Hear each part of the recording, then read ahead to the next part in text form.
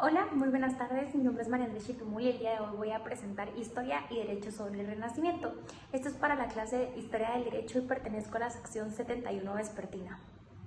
Bueno, primero que todo vamos a empezar con la historia del Renacimiento. El filósofo Voltaire le dio el nombre de Renacimiento al movimiento cultural que surgió entre 1450 a 1600 en Europa. Este movimiento surgió por la liberación y la reacción que dieron la población a las autoridades de la Edad Media. En pocas palabras podemos decir que el Renacimiento fue una manifestación cultural de un cambio de mentalidad en Europa, que pasó de ser teocéntrica, muy propio del periodo medieval, a ser antropocéntrica, donde esto dio origen a la Edad Moderna. Se dio el gran cisma en la Iglesia Católica, lo que también podemos llamar como reforma, gracias a los criterios y propuestas que dio Lutero y Calvino a esta misma, ¿verdad? Aquí mismo surge una nueva corriente filosófica que es el racionalismo y en consecuencia de esto se da la propagación de libros paganos y, por ejemplo, la emancipación de los reyes europeos en las confederaciones de naciones. Ahora hablaré sobre las controversias filosóficas jurídicas derivadas de las bulas alejandrinas, donde el Papa Alejandro Borgia dividió el territorio americano en las dos coronas, en la de España y en la de Portugal. La controversia más importante ha pasado a la historia con el nombre de la polémica de los justos títulos, versos sobre la legitimidad y la libertad que tenía la corona sobre los territorios americanos y también sobre las personas que habitaban en ellos. En esta controversia debemos descartar dos de los aspectos más importantes que esto implicaba. El primero es el reconocimiento de la República de los Indígenas con sus autoridades propias paralelas a la República de los Españoles. Y la segunda es el tratamiento que debía dárselos a los pueblos nativos, esto es, cuestiones en torno a su libertad, a su evangelización y a sus políticas jurídicas.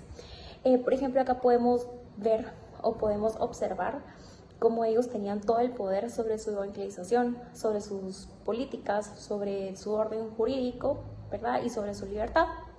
Aquí la gran cuestionable era que si ellos no accedían a ser sometidos, ¿se les podía hacer la guerra?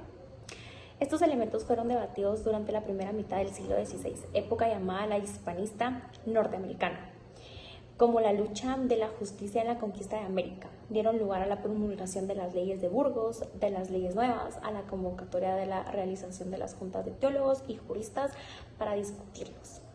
Uno de los resultados jurídicos que surgieron debido a los debates y a algunas obras, ¿verdad?, que existieron en esa época fue otorgar a los indios la condición de menores de edad, a la manera que el derecho romano había tratado al menor de 25 años sujeto a curatela, solo que en el caso de los indios se los sometió para protegernos a una tutela legislativa proveniente de las leyes de Indias. Ahora hablaremos sobre el derecho renacista en Italia. En esta época Italia no estaba unificada, por lo que no era un estado moderno.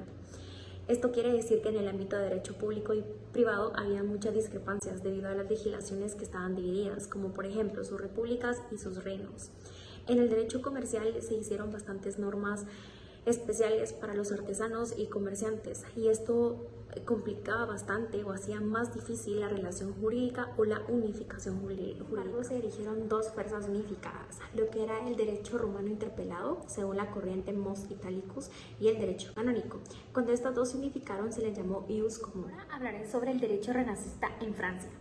Aquí Francia estaba territorialmente unificada, lo que quiere decir que era un estado moderno. La Francia del Renacimiento obtuvo importantes logros en los campos de la teoría política y de los derechos constitucional, procesal, penal y privado. En esta época se desarrolla el Consejo del Rey y que constituye el antecedente de un gabinete moderno y surgen los principios en el que el Poder Judicial a través de los tribunales ejerza un control sobre toda la legislación monárquica. Es muy importante destacar que en el renacimiento del derecho en España se produjo la conciliación política en el absolutismo como un sistema de gobierno, así como la creación del Estado moderno bajo la supremacía de la Corona de Castilla. En el Renacimiento, la unificación jurídica se llevaría a cabo con la promulgación de los llamados Decretos Nueva Plata en los años 1700, después de las guerras de sucesión por la corona española. Por último, hablaré sobre el derecho renacista en Inglaterra. En el Renacimiento, Inglaterra inicia con sus procesos de unificación nacional debido al sistema político centralizado que tenían. Aquí cabe descartar la legislación. En este caso, la legislación interviene sin el Parlamento.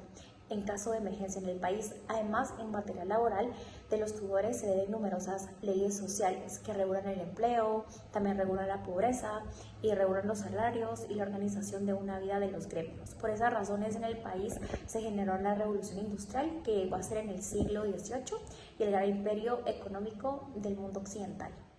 Ok, por último hablaré sobre el derecho indiano. El derecho indiano es aquel que se rigió en las Indias Occidentales durante el periodo de la dominación de la corona española.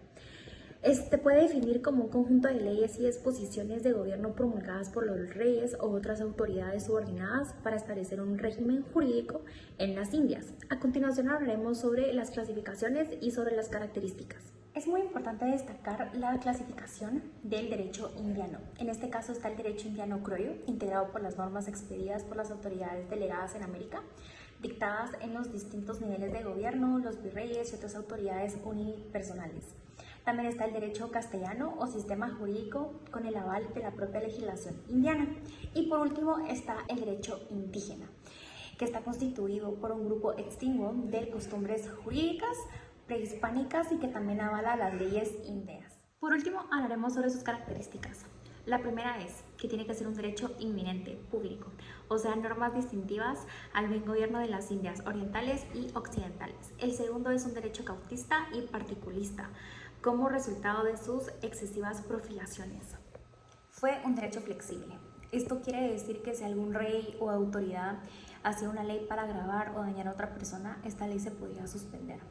También tuvo el fin de evangelizar. Esto lo usaron como una justificación para la conquista, pero tuvieron el fin de evangelizar a todos los ciudadanos de las Indias. Por último, vamos a hablar de que fue un derecho proteccionista. Esto quiere decir de que fue un orden jurídico en el que, debido a que todos los indígenas sufrían mucha discriminación debido a que los conquistadores tenían toda la autoridad sobre ellos, y empezaron a hacer y a delegar leyes en contra de los abusos de los conquistadores y los colonizadores. Muchas gracias, espero que les haya gustado este video.